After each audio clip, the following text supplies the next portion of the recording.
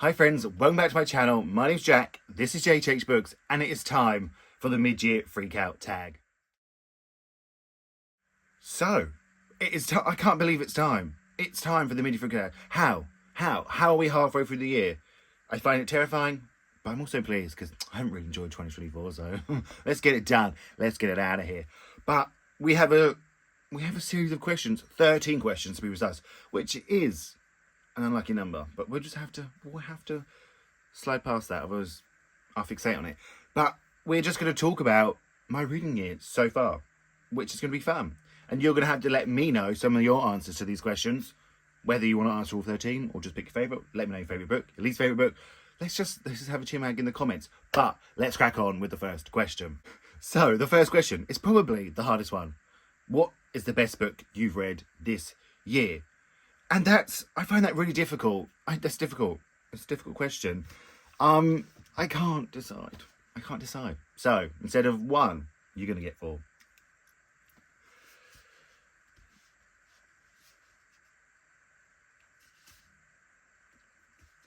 First up, we have Cinema Love by Jia Ming Tang. I loved this book. I've mentioned it on here before. I did love this one. I think it might just tip it, but I'm not sure. But I'm going to have to mention another 3 as well. I'm sorry. We have Evenings and Weekends, Blessings, and Mongrel. I've loved all these books. This is such a hard question for the first question. I don't like it. Okay? I don't like it. Question number 2 is the best sequel you've read this year. Now, I haven't read any series. But I think I might have one that qualifies. I'm not sure. So I'm going to say it, and if it doesn't, it doesn't. But Cleanness by Garth Greenwell. I absolutely love this book, and I think it is sort of a sequel to What Belongs to Him or You, whatever it's called. I can't remember what it's called. What is it called? I'd like to know. What Belongs to You. Yeah, it follows the same character, so I'm going to class it as a sequel, even if it's not, actually. So it counts. Yeah, this follows the same character from that first book, and it's sort of him leaving the country. So I am going to go for it. I loved this book. I love Garth Greenwell. What can I say?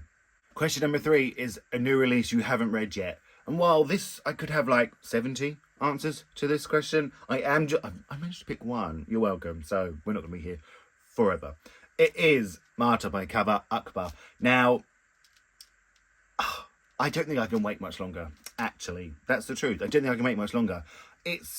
I'm ready for this one. I've heard people really say it's like their new favourite book of all time. And I want that. I want that feeling. I really want that feeling. I've just heard incredible things, and I'm so excited for it. So it's being read sometime. If anyone wants to put this in the TBR jar, let me know. Actually, maybe don't, because then I might have to wait forever to read it, and I want to read it soon. Question number 4 is most anticipated release for the second half of the year. And I have 2 come to mind. I have Small Rain by Garth Greenwell, which comes out September 19th here in the UK. Do I need to say more? I'm basically just like a Garth Greenwell fan. I should get like a tattoo of his face on my arm or something. But you could also go for Our Evenings by Alan Hollinghurst. I'm very excited for those 2. I'm hoping I have a early copy of Our Evening on the way. And then I will do a reading vlog, reading these 2. So, I can't wait. I cannot wait to read them. I love having books to look forward to, don't you? It just makes life a bit better. It just simply does. It just does. Question number 5, that's 5, is biggest disappointment of the year. Now, doesn't mean it's necessarily the worst book I've read this year, but it is the book that disappointed me the most. And that is These Violent Delights. I'm not quite sure what I thought it was going to be, but it didn't do it for me.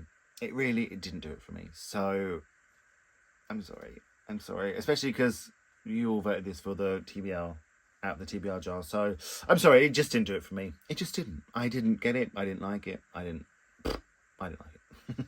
Question number 6 is biggest surprise of the year so far. And friends, you redeem yourself, because it was On the Road by Cormac McCarthy. One you voted for the TBR, out the TBR jar. I read it in January. There's a reading vlog for it. I'll link it down below. I loved this. I was enthralled by it. I was scared by it. I loved the open ending. I just thought it was really well done. I loved it. I just didn't think I would like it because I'm not a zombie boy. Like if I've said it before, if the apocalypse happen, just let me go, just leave me. I don't want to try and survive. I don't want to try and survive looking out for zombies everywhere and bad people who are trying to beat the zombies and beat you. No, I don't want it. I've got to stop talking about this. Okay, so I was surprised. I'm still surprised, clearly. Question number 7 is favourite new author. And I'm going to mention him again. Garth Greenwell. I'd read his first book last year. I read his second book this year, and I've loved them both. And I have his third book. So I think he's definitely becoming a favourite author of mine. If I love Small Rain, he definitely will be. But I also just want to give a quick mention to Ingrid Purcell, because I have read both of her books this year. Love After Love and The Lost Loves of Boise Singh, and I have loved them both. And I will read whatever she writes, and that sort of, to me, indicates sort of a favourite new author. Because some authors you're like, oh, I quite like them. If the book sounds good, I'll pick up. But I will read whatever she writes. So you've got a fan. You've got a fan of me, Ingrid. Now, question number 8 is newest fictional crush, and I am over the age of 30, so I don't have a fictional crush. I don't, But saying that, friends, if Logan from A Dash of Salt and Pepper exists in real life, I do expect him to hit me up. That's all I'll say. Okay? That's all I'll say. But do I have a crush on him? No. Because he's not real. But would I like him to be? Absolutely. Number 9 is newest favourite character. I don't have one. I couldn't think of a single character right now that I would class a favourite. I couldn't. I'll just Katniss Everdeen. Always in my heart, always will be. But I feel like maybe the favourite character is sort of if you read a series and you're with them for 7, 8, 9 books or something like that. I haven't done that. I haven't got a favourite character. I don't really like anyone, including myself. Question number 10 is a book that made me cry this year. Now, when I think about a book that made me cry this year the most, it is Bad Habit by Alana S. Portro, translated by Mara Faye Leatham.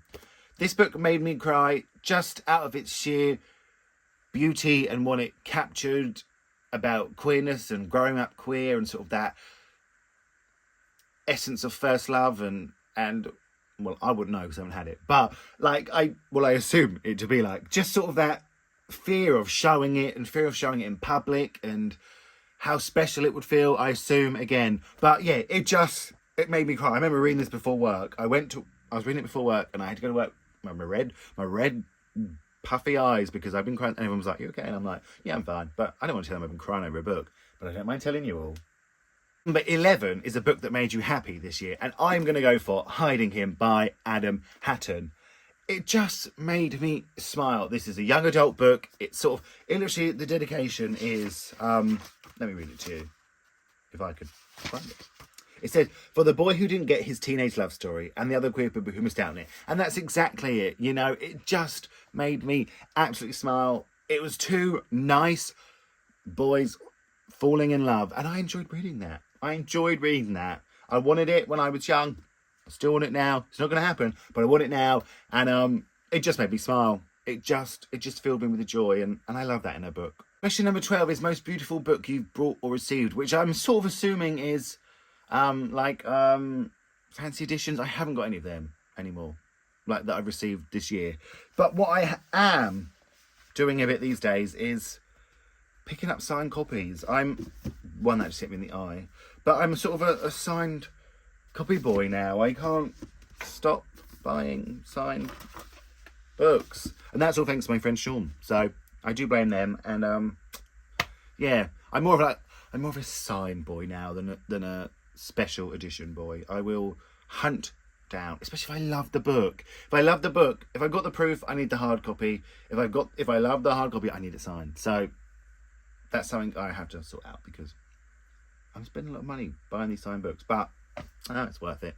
Question number 13, the final question. I hope you're not too pleased. Is what do you need to read before the end of the year? And my goodness. We could say so many books, couldn't we? I do actually need to continue reading The Mind-Gut Connection. Let's not talk about that, though.